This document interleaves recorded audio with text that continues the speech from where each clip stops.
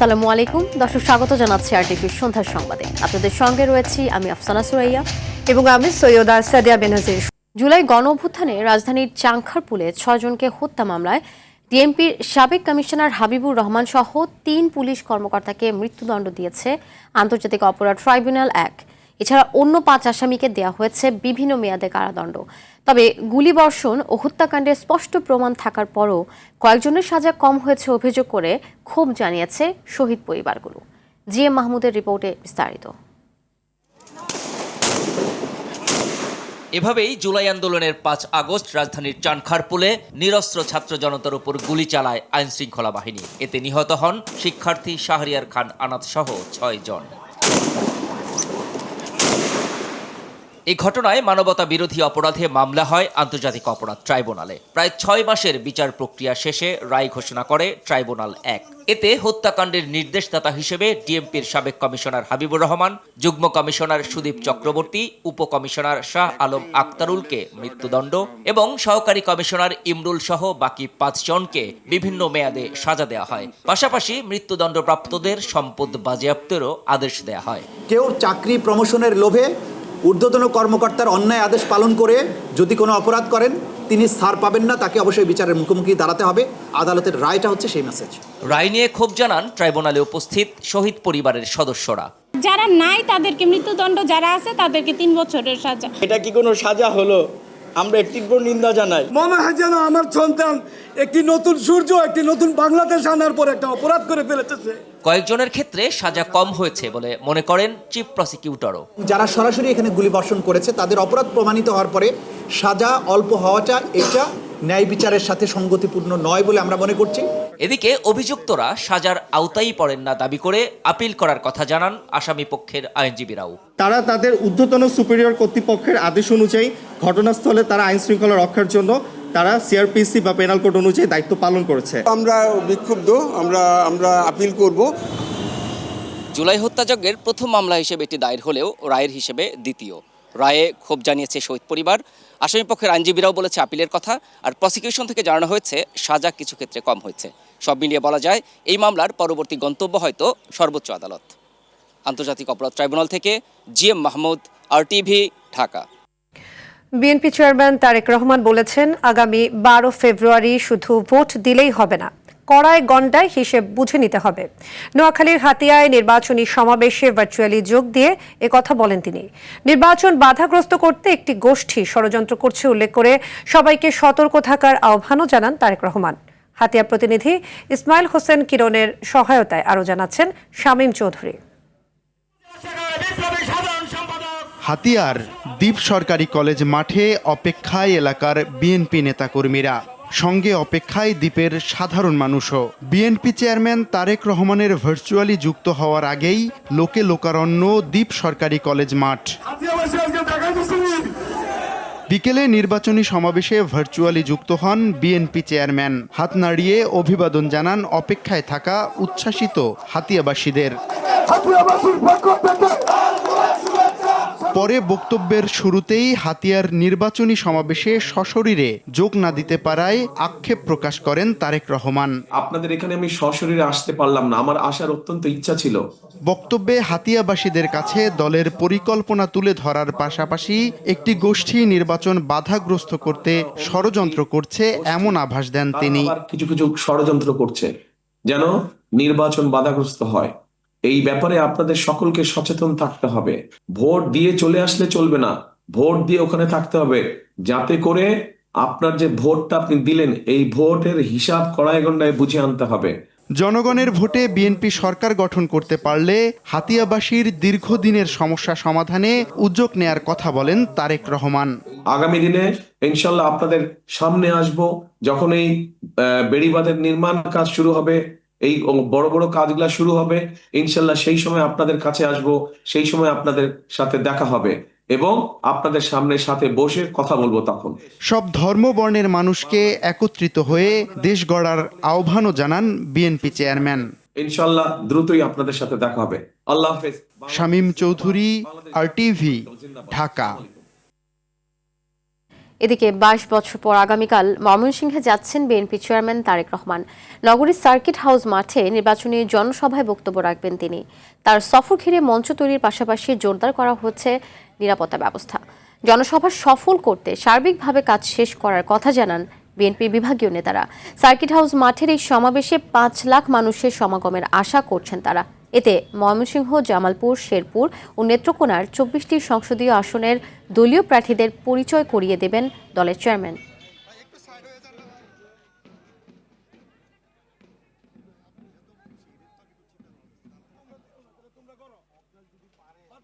তারেক রহমান সাহেব আজকে বাংলাদেশে উনি সশরীরে এই ময়মনসিংহে আমাদের মাঝে আসবেন, এটা আমাদের জন্য অত্যন্ত আনন্দের এবং গর্বের। আমাদের সকল কর্মী এবং সমর্থক এবং ভোটার উচ্ছ্বাসিত হয়ে আগামী 27 তারিখে ময়মনসিংহের সমাবেশকে সফল করবে। যে কোনো কর্মসূচিকে বাস্তবায়ন করার জন্য আমাদের সর্বোচ্চ ত্যাগ দিয়ে, সর্বোচ্চ শ্রম দিয়ে আমরা সেই সফলতা বয়ে আনবো ইনশাল্লাহ। বিএনপি ক্ষমতায় গেলে চাকরি নিতে কোনো ঘুষ লাগবে না, নিজ নির্বাচনী প্রচারণায় কথা বললেন বিএনপি মহাসচিব মির্জা ফখরুল ইসলাম আলমগীর। এদিকে কক্সবাজারের স্থায়ী কমিটির সদস্য সালাউদ্দিন আহমদ বলেন, একটি দল ধর্মের উসিলায় রাজনীতি করছে। প্রতিনিধিদের পাঠানো তথ্যচিত্রে আরও জানাচ্ছেন আবরার মাহি। বিএনপি ক্ষমতায় গেলে কাউকে ঘুষ নেয়ারও সুযোগ দেয়া হবে না বলে জানান বিএনপির মহাসচিব মির্জা ফখরুল ইসলাম আলমগীর। ঠাকুরগাঁওয়ের বেগুনবাড়িতে নির্বাচনী জনসভায় তিনি এসব কথা বলেন। চাকরির জন্য আমরা ঘুষ নিব না, নিতে দেব না কাউকে। আমরা কোনো চাকরির জন্য পয়সা নিব না, কোনোদিন নিব না, এবং অন্যরা যেন না নিতে পারে সেই ব্যবস্থা আমরা করব। একটি দল ধর্মের দোহাই দিয়ে রাজনীতি করছে বলে মন্তব্য করেছেন দলটির স্থায়ী কমিটির সদস্য সালাউদ্দিন আহমেদ। এ সময় দেশের উন্নয়ন স্থিতিশীলতার জন্য ধানের শীষের পক্ষে ভোট চান তিনি। আগামী দিনের যে নির্বাচন, এই নির্বাচন হচ্ছে বাংলাদেশের বাক বদলে দেওয়ার নির্বাচন, আমাদের আপনাদের সবার ভাগ্য পরিবর্তনের নির্বাচন। এই দেশের সবাই সাম্য, মানবিক মর্যাদা এবং সুবিচার চায়, সেটা প্রতিষ্ঠা করার নির্বাচন আগামী নির্বাচন। নির্বাচনে ভোটাররা ধানের শীষে ভোট দিয়ে বিএনপিকে দেশ সেবার সুযোগ দিবে বলে আশাবাদ ব্যক্ত করেন দিনাজপুর 6 আসনে বিএনপির প্রার্থী ডাক্তার AZM জাহিদ হোসেন। জনগণের মধ্যে ধানের শীষের পক্ষে যে জনজোয়ার সৃষ্টি হয়েছে, আমরা খুবই আশাবাদী 12ই ফেব্রুয়ারি জাতীয় নির্বাচনে ইনশাআল্লাহ সাধারণ ভোটাররা ধানের শীষের পক্ষে তাদের রায় প্রদান করে দেশ সেবা করার সুযোগ দিবে বলে আমি অত্যন্ত আশাবাদী। আবরার মাহি, RTV। জামায়াত ক্ষমতায় গেলে জনগণের আমানত দেওয়া সম্পদ লুটপাট করার সুযোগ দেয়া হবে না বলে মন্তব্য করেছেন বাংলাদেশ জামায়াতে ইসলামীর আমির ডক্টর শফিকুর রহমান। দুপুরে নির্বাচনী প্রচারে অংশ নিয়ে মেহেরপুরের সমাবেশে তিনি এই মন্তব্য করেন। এর আগে সকালে কুষ্টিয়ার শহীদ আবরার ফাদ স্টেডিয়ামের সমাবেশে যোগ দেন তিনি। বলেন, জামায়াত সরকার গঠন করলে রাষ্ট্রপতি ও ভিক্ষুকের জন্য একই বিচার প্রতিষ্ঠা করা হবে। জনসভায় জামায়াতের নেতাকর্মী ছাড়াও জামায়াত নেতৃত্বাধীন 11 দলীয় জোটের নেতাকর্মীরাও অংশ নেন।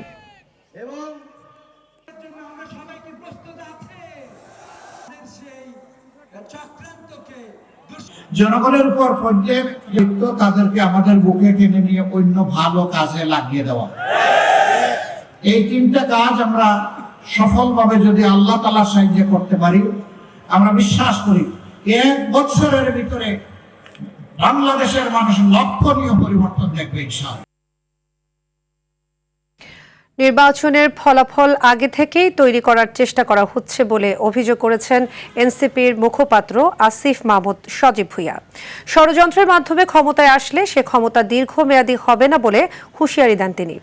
গেল রাতে এনসিপির অস্থায়ী কেন্দ্রীয় কার্যালয় থেকে ত্রয়োদশ জাতীয় সংসদ নির্বাচন ও গণভোট উপলক্ষে প্রচারণার অংশ হিসেবে 24 জেলায় দলটির নির্বাচনী পদযাত্রার সূচনাকালে এসব মন্তব্য করেন তিনি।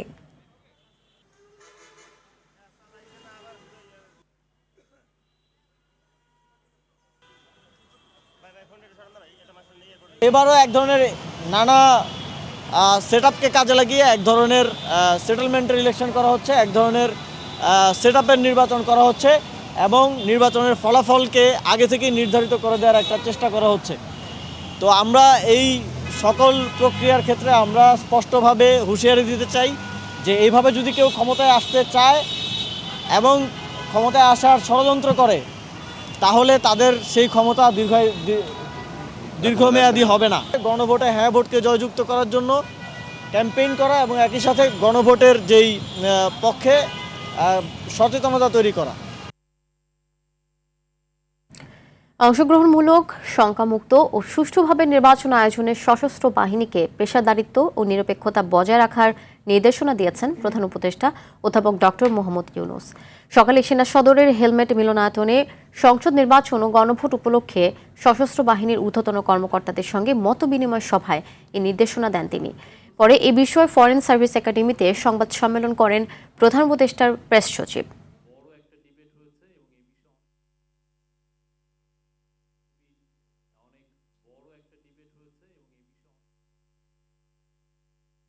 ফ্যাসিবাদ পরবর্তী সময়ে আইন শৃঙ্খলা পরিস্থিতি নিয়ন্ত্রণে সশস্ত্র বাহিনীর ভূমিকা জাতির ইতিহাসে স্মরণীয় হয়ে থাকবে। সক্ষম, পেশাদার, নিরপেক্ষ, জনমুখী বাংলাদেশ সশস্ত্র বাহিনী এই গুরুদায়িত্ব সাফল্যের সাথে সম্পূর্ণ করে জাতিকে একটি অবাধ, সুষ্ঠু, উৎসবমুখর নির্বাচন উপহার দিতে সর্বোচ্চ সহায়ক ভূমিকা পালন করবে বলে তিনি আশাবাদী। ঋণ খেলাপ ও দ্বৈত নাগরিকত্ব সহ যে কোনো তথ্য গোপন করে নির্বাচনে অংশ নিয়ে পাশ করলেও পরবর্তীতে ব্যবস্থা নেওয়া হবে বলে জানিয়েছেন নির্বাচন কমিশনার আব্দুর রহমানেল মাসুদ। আগারগাঁও নির্বাচন ভবনে এ মন্তব্য করেন তিনি। বলেন, কমিশন চাইলে তার সংসদ সদস্য পদও বাতিল করতে পারবে।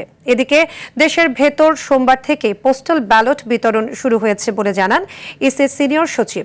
বিস্তারিত জানাচ্ছেন নাজমুল হুদা। সুষ্ঠুভাবে আসন্ন সংসদ নির্বাচন ও গণভোট আয়োজন করতে শুরু থেকেই শক্ত অবস্থানের কথা জানিয়ে আসছে নির্বাচন কমিশন। ভোটের স্বচ্ছতার প্রশ্নে কোনো আপোষ হবে না বলে আবারও গণমাধ্যমকে বলেন কমিশনার আব্দুর রহমানেল মাসুদ। যদি কোনো তথ্য ভুল দেন, পরবর্তীকালে পাশ করার পরেও যদি এইটা ধরা পড়ে, তাহলে নির্বাচন কমিশন তার নির্বাচন বাতিল করার যে কোনো আদেশ দিতে পারেন, বাতিল করার ক্ষমতা রাখেন এবং তার নির্বাচনটাকে অবৈধ ঘোষণা করার ক্ষমতা রাখেন। এর আগে দুপুরে সাংবাদিকদের প্রশ্নের জবাবে ইসির সিনিয়র সচিব বলেন, বিদেশে আচরণবিধি লঙ্ঘনের দায় ব্যক্তি পর্যায়ের। বিদেশে যদি আচরণবিধি লঙ্ঘন করেন তাহলে সেটা ব্যক্তি পর্যায়ের। দ্বিতীয় জিনিসটা হচ্ছে যে আপনি যেটা বলছেন যে ইসি নির্ভর কিনা, আপনাদেরকে সবিনয়ে জানাচ্ছি, ইসি মোটেই নির্ভর না। এদিকে বিকেলে সিএসির সঙ্গে সাক্ষাৎ করে নির্বাচনী কার্যক্রমে নারী কর্মীদের ওপর হামলার অভিযোগ করে জামায়াতে ইসলামী। একটি দলের পক্ষ থেকে আমাদের নারী কর্মীদের উপর মারাত্মক ধরনের আচরণ করা হচ্ছে, যেটি একটা উদ্বেগ এবং উৎকণ্ঠা তৈরি করেছে। নাজমুল হুদা, RTV, ঢাকা। আবারও নির্বাচন প্রসঙ্গ।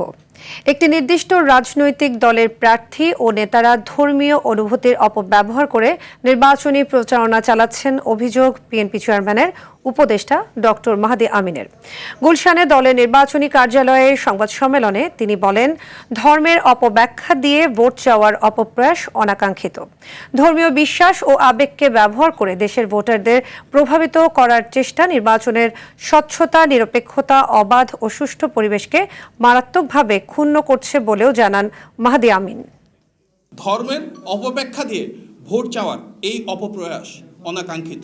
এটি দৃশ্যমান যে ধর্মীয় বিশ্বাস ও আবেগকে ব্যবহার করে দেশের ভোটারদের প্রভাবিত করার যে চেষ্টা, সেটি নির্বাচনের স্বচ্ছতা, নিরপেক্ষতা, অবাধ ও সুষ্ঠু পরিবেশকে মারাত্মকভাবে ক্ষুণ্ণ করছে।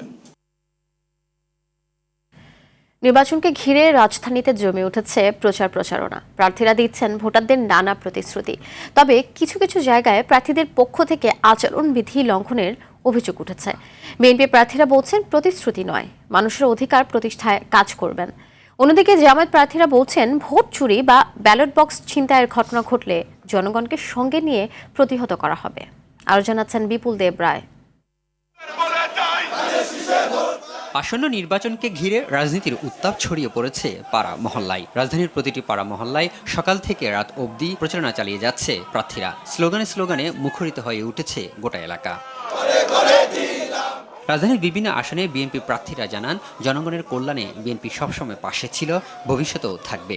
আমি প্রতিশ্রুতি না, আমি স্বপ্নও না, আমি আমাদের বর্তমান অবস্থাকে এই দুঃখ কষ্টগুলি লাঘব করে তাদের যে অধিকারটুকু রয়েছে সিটি কর্পোরেশনের নাগরিক হিসেবে সেই অধিকারটুকু বাস্তবায়ন করতে চাই। আমাদের বাংলাদেশ জাতীয়তাবাদী দল বিএনপির আগামীর ক্রীড়াঙ্গন নিয়ে বাংলাদেশ একটি পেশাদার স্পোর্টসের জায়গায় আমরা চলে যাচ্ছি ইনশাল্লাহ। সেই জায়গায় আমরা খেলাধুলাকে পেশা হিসেবে প্রতিষ্ঠিত করতে চাই। আমরা জাতীয় শিক্ষাক্রমে 4র্থ শ্রেণী থেকে খেলাধুলাকে বাধ্যতামূলক করতে চাই। জামায়াত ও স্বতন্ত্র প্রার্থীরা বলছেন ভোট কারচুপির চেষ্টা করা হলে কঠিনভাবে তা প্রতিহত করা হবে।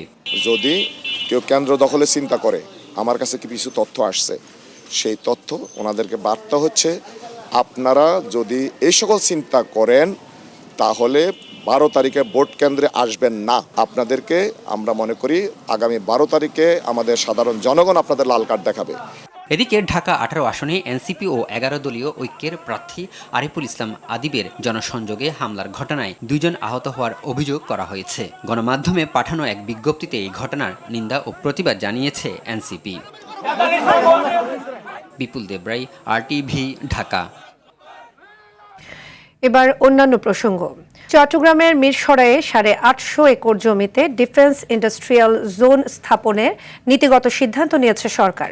এতে বুলেট ও ট্যাঙ্কের যন্ত্রাংশ উৎপাদনের লক্ষ্য রয়েছে বলে জানান বিডা, বেজা ও মিডার নির্বাহী চেয়ারম্যান এবং পিপিএর প্রধান নির্বাহী কর্মকর্তা আশিক চৌধুরী। প্রধান উপদেষ্টা ডক্টর মোহাম্মদ ইউনূসের সভাপতিত্বে আইপিএগুলোর গভর্নিং বোর্ডের 4র্থ সভা শেষে বিকেলে ফরেন সার্ভিস একাডেমিতে এ তথ্য জানান তিনি। এছাড়া প্রবাসী বাঙালিদের দেশে বিনিয়োগে উৎসাহ দিতে এফডিআইতে ইকুইটির উপর 1.25% নগদ ক্যাশব্যাক দেওয়ার সিদ্ধান্ত নিয়েছে সরকার। পাশাপাশি মহেশখালীতে ডিপ সিপোর্ট চালু, লোকসানে থাকা কুষ্টিয়ার সুগার মিল বেজার আওতায় নেওয়া, বিডার আওতায় পৌরসভার ভেতরে ইকোনমিক জোন করা সহ আরও বেশ কয়েকটি নীতিগত সিদ্ধান্ত নিয়েছে সরকার। তবে এগুলো বাস্তবায়ন করবে নির্বাচিত সরকার। যে আমরা মাস্টার প্ল্যানে এটাকে ইনক্লুড করব, যেটা আসলে ডিফেন্স ইন্ডাস্ট্রিয়াল জোন হিসেবে ইয়ারমার্কড হবে এবং এই জায়গাটা এই মুহূর্তে খালি আছে। গত বছরের জুন পর্যন্ত ইন্ডিয়ান ইকোনমিক জোন হিসেবে আইডেন্টিফাই করা ছিল।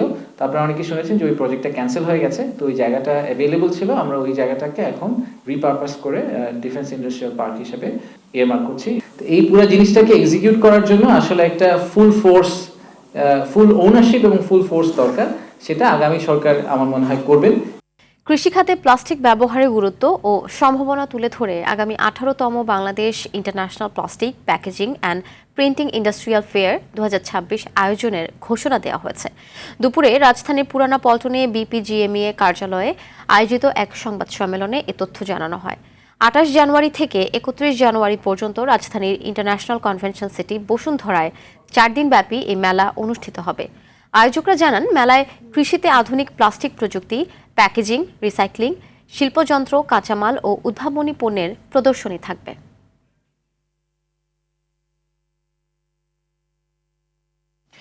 নির্বাচন এবং ঈদ সামনে রেখে যাতে অবৈধ চ্যানেলে রেমিটেন্স না আসে সে বিষয়ে সতর্ক রয়েছে বাংলাদেশ ব্যাংক। সীমান্ত থেকে কেউ যাতে জাল নোট পুশব্যাক করতে না পারে সে বিষয়েও কঠোর নজরদারি রয়েছে বলে মন্তব্য করেছেন বাংলাদেশ ব্যাংকের মুখপাত্র মোহাম্মদ আরিফ হোসেন। আরও জানাচ্ছেন তৌহিদুর রহমান। 12 ফেব্রুয়ারি অনুষ্ঠিত হচ্ছে জাতীয় সংসদ নির্বাচন। সব দলের প্রার্থীরা প্রচারণায় ব্যস্ত সময় পার করছেন। বাংলাদেশের বিপুল সংখ্যক মানুষ মধ্যপ্রাচ্য সহ বিভিন্ন দেশে কর্মরত। রমজান এবং ঈদকে সামনে রেখে পরিবার স্বজনদের জন্য রেমিটেন্স পাঠান তারা। তবে এবার জাতীয় নির্বাচন ঘিরে আরও বেশি রেমিটেন্স আসতে পারে বলে মনে করছেন সাধারণ মানুষ। কিন্তু তাদের পাঠানো টাকা যাতে হুন্ডির মাধ্যমে না আসে সেজন্য সতর্ক বাংলাদেশ ব্যাংক। অনেক বৈদেশিক মুদ্রা নির্বাচনকে কেন্দ্র করে দেশে ঢুকবে, কিন্তু এটা যদি ব্যাংকিংয়ের মাধ্যমে না ঢুকে তবে বললাম যে এটাকে আমাদের অর্থনীতিতে খুব বেশি ভূমিকা রাখবে না। এজন্য বাংলাদেশ ব্যাংক বিষয়টি আগে থেকেই অ্যান্টিসিপেট করেছে এবং ব্যাংকগুলোর সাথে এইভাবে ইনফরমালি কথাবার্তাও হয়েছে। প্রবাসীরা যাতে ইনফরমাল সেক্টরের প্রতি টাকা প্রেরণের ক্ষেত্রে আগ্রহী না হয়ে যায় সেই ব্যাপারে আপনাদেরকে সক্রিয় ভূমিকা পালন করতে হবে। ঈদ এবং নির্বাচন সামনে রেখে জাল নোট ছাপানোর কথাও শোনা যাচ্ছে বিভিন্ন মাধ্যমে। এমনকি সীমান্তের উপর থেকেও নকল টাকা আসতে পারে এমন শঙ্কাও রয়েছে। এসব বন্ধে কঠোর অবস্থানে বাংলাদেশ ব্যাংক। বড় নোট যাতে কোনোভাবেই ফিজিক্যাল ট্রানজ্যাকশন না হয় এই ব্যাপারে এলাকার মানে বর্ডার এরিয়ার মধ্যে যাতে এই প্রচারণাটা করা হয় যে আপনারা ক্যাশলেস হন, পার্শিয়ালি হলেও ক্যাশলেস ট্রানজ্যাকশন শুরু করেন। কোথাও জাল নোট সংক্রান্ত কোনো তথ্য যদি আমাদের কানে আসে, আইন শৃঙ্খলা বাহিনী তাৎক্ষণিকভাবে সে ব্যাপারে ব্যবস্থা নিতে পারে।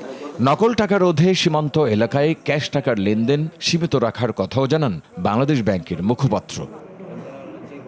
তৌহিদুর রহমান, RTV, ঢাকা।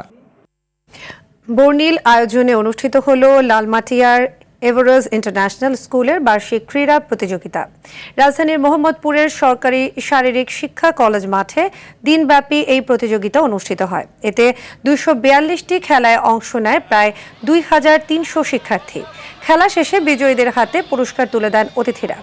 অনুষ্ঠানে প্রধান অতিথি ছিলেন স্কুলের প্রতিষ্ঠাতা চেয়ারম্যান ও ব্যবস্থাপনা পরিচালক খান মোহাম্মদ আখতারুজ্জামান। বিশেষ অতিথি ছিলেন ঢাকা বিশ্ববিদ্যালয়ের অধ্যাপক doctor Mohammad Ataur Rahman Miaji, Islamic scholar Mufti Kazi Ibrahim এবং এভারেজ ইন্টারন্যাশনাল স্কুল লালমাটিয়ার ভাইস চেয়ারম্যান সাজেদ আক্তার সহ অনেকে।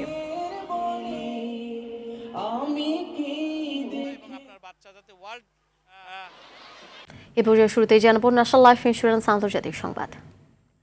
যুক্তরাষ্ট্র জুড়ে ভয়াবহ তুষারঝড় ও বৈরী আবহাওয়ার কবলে এ পর্যন্ত অন্তত 14 জনের মৃত্যু হয়েছে। সোমবার স্থানীয় কর্মকর্তাদের বরাতে এই তথ্য জানিয়েছে ABC নিউজ। এদিন টেক্সাসের ফ্রিস্কোতে গাড়ির পেছনের স্লেজ বেঁধে খেলার সময় দুর্ঘটনায় প্রাণ হারিয়েছে এক কিশোরী। এছাড়া অস্টিন এলাকায় পরিত্যক্ত এক গ্যাস স্টেশনে প্রচণ্ড ঠান্ডায় একজনের মৃত্যু হয়েছে। এছাড়াও নিউ ইয়র্ক সিটিতে 5 জন, টেনেসি অঙ্গরাজ্যে 3 জন, লুইজিয়ানায় 2 জন এবং ম্যাসাচুসেটস ও ক্যানসাসে 1 জন করে মারা গেছে। এ প্রবল তুষারঝড়ের কারণে যুক্তরাষ্ট্রের দক্ষিণাঞ্চলের লাখ লাখ মানুষ বিদ্যুৎহীন হয়ে পড়েছেন এবং উত্তর পূর্বাঞ্চলের যাতায়াত ব্যবস্থা স্থবির হয়ে পড়েছে। ফিলিপাইনে ফেরি ডুবির ঘটনায় নিহত বেড়ে দাঁড়িয়েছে 18 জনে। শনিবার স্থানীয় সময় ভোরবেলা দেশটির দক্ষিণাঞ্চলীয় প্রদেশ বাসিলানে এ দুর্ঘটনা ঘটে। এতে নিখোঁজ রয়েছে আরও অন্তত অর্ধশতাধিক। এছাড়া এখন পর্যন্ত জীবিত অবস্থায় 138 জনকে উদ্ধার করা হয়েছে। তথ্যটি নিশ্চিত করেছে আন্তর্জাতিক বার্তা সংস্থা আল জাজিরা। জানা যায় ফেরিটিতে 332 জন যাত্রী ও 27 জন ক্রু ছিলেন। এখনও উদ্ধার তৎপরতা চলমান রয়েছে বলে জানায় দেশটির কোস্টগার্ড বাহিনী। তবে দুর্ঘটনার সঠিক কারণ এখনও জানা যায়নি।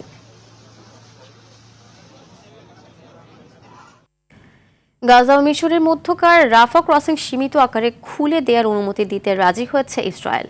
তবে ইসরায়েল বলেছে ফিলিস্তিনি ভূখণ্ডে থাকা শেষ জিম্মির দেহাবশেষ উদ্ধারের পর এই সিদ্ধান্ত কার্যকর করা হবে। তথ্যটি নিশ্চিত করেছে আন্তর্জাতিক বার্তা সংস্থা আল জাজিরা। জানা যায় সম্প্রতি জেরুজালেমের সফরে গিয়েছিলেন যুক্তরাষ্ট্রের প্রতিনিধিরা। সেখানে ইসরায়েলি কর্মকর্তাদের সঙ্গে বৈঠকে তারা রাফা সীমান্ত ক্রসিং আবার খুলে দেওয়ার চাপ দিয়েছেন। 2 বছরেরও বেশি সময় ধরে চলা যুদ্ধে বিধ্বস্ত গাজার বাসিন্দারা এখন অত্যাবশ্যক চিকিৎসা সরঞ্জাম, খাদ্য ও অন্য জিনিসপত্রের সরবরাহের জন্য ত্রাণের উপর পুরোপুরি নির্ভর করছেন। আসন্ন টি-20 বিশ্বকাপে পাকিস্তান খেলবে কিনা তা আগামী সোমবারের মধ্যে জানাবে পাকিস্তান ক্রিকেট বোর্ড PCB। সোমবার বিকেলে সামাজিক যোগাযোগ মাধ্যম এক্সে এমনটাই জানিয়েছেন পাকিস্তানের স্বরাষ্ট্রমন্ত্রী ও বোর্ডের চেয়ারম্যান মাসিন নাকভি। তিনি লেখেন, প্রধানমন্ত্রী মিয়া মোহাম্মদ শাহবাজ শরীফের সঙ্গে ফলপ্রসূ বৈঠক হয়েছে। তাকে আইসিসির বিষয়ে সব অবগত হয়ে বিকল্প রেখেই এর সমাধানের নির্দেশ দেন তিনি।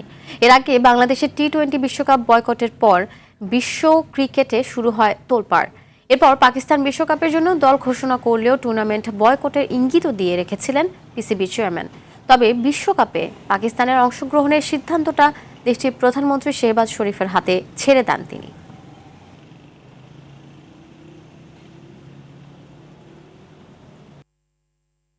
দর্শক, জমে উঠেছে ত্রয়োদশ জাতীয় সংসদ নির্বাচন। আলোচনার ঝড় উঠছে চায়ের কাপে। সেই তর্ক বিতর্ক, আলোচনা সমালোচনা তুলে আনতেই আমাদের এবারের আয়োজন হ্যাপি কাপ প্রেজেন্টস চায়ের আড্ডায় নির্বাচন।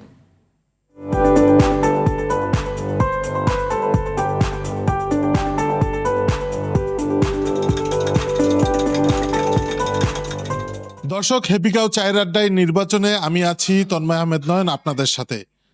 ঘনিয়ে আসছে নির্বাচন, জমে উঠেছে প্রচার প্রচারণা, সেই সাথে আলোচনা ও সমালোচনা। আর তা নিয়ে আজকে আমাদের আড্ডায় আমি আছি লালমিয়ার 1 আসনে। এলো instant milk powder happy cow, যেমন সাশ্রয়ী তেমনি পুষ্টিগুণে ভরপুর। হ্যাপি কাউ, গরুর দুধের স্বাদ সবাই পাক।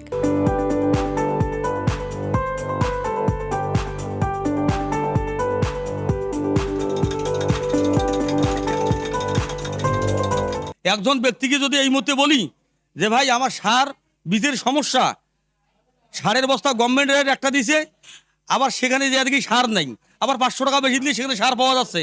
তো অতএব তাড়াতাড়ি যদি দয়া করে নির্বাচনটা হতো, তাহলে হয়তো আমরা কৃষক কারো না কারো পাশে যা দাঁড়াইতে পারতাম, আমাদের ভালো মন্দ আবেগগুলো তাদেরকে বলতে পারতাম। তরুণ ভোটাররা তারা তাদের যোগ্য প্রার্থীকে ভোট দেবে, যারা সমাজের বেকারত্ব, মাদক, অন্যান্য অন্যায় অপকর্ম দূর করবে, পাশাপাশি উন্নয়ন করবে। দেখা যাচ্ছে 40% ভোটারই হচ্ছে আমাদের তরুণ ভোটার।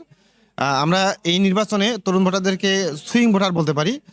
তরুণের উপর নির্ভর করে কিন্তু সরকার গঠনের একটা খুবই গুরুত্ব দেখা যাচ্ছে। আমাদের যে তরুণ ভোটারদের যে চাওয়াটা, সেটা হচ্ছে কর্মসংস্থানের সৃষ্টি করা। নতুন সরকার যারা আসবে তারা যদি কর্মসংস্থান সৃষ্টি করে, তাতে বৈষম্যহীন একটা বাংলাদেশে আমরা দেখতে পাই। নির্বাচন চলাকালীন সময় কিছু কিছু এলাকায় যারা ভোটার আছেন তারা ভোট দিতে গিয়ে দেখেছেন যে ভোট নাই। এই দেখার পরিপ্রেক্ষিতে অনেকেই ভোট দিতে যায়নি। প্রশাসনিকভাবে এই বিষয়টি গুরুত্ব সহকারে পালন করবেন, যাতে করে মানুষ ভোট দিতে আগ্রহ প্রকাশ করেন এবং তারা যেতে পারেন। দর্শক, হেপিকাও চায়ের আড্ডায় নির্বাচন আজ এ পর্যন্তই। সকলেই ভালো থাকুন, সুস্থ থাকুন, আর নির্বাচনী সকল বার্তা পেতে RTVর সাথেই থাকুন। দর্শক, সন্ধ্যা সংবাদ এ পর্যন্তই। রাতের সংবাদ 11:15 দেখার আমন্ত্রণ রইল। ধন্যবাদ সবাইকে। ধন্যবাদ।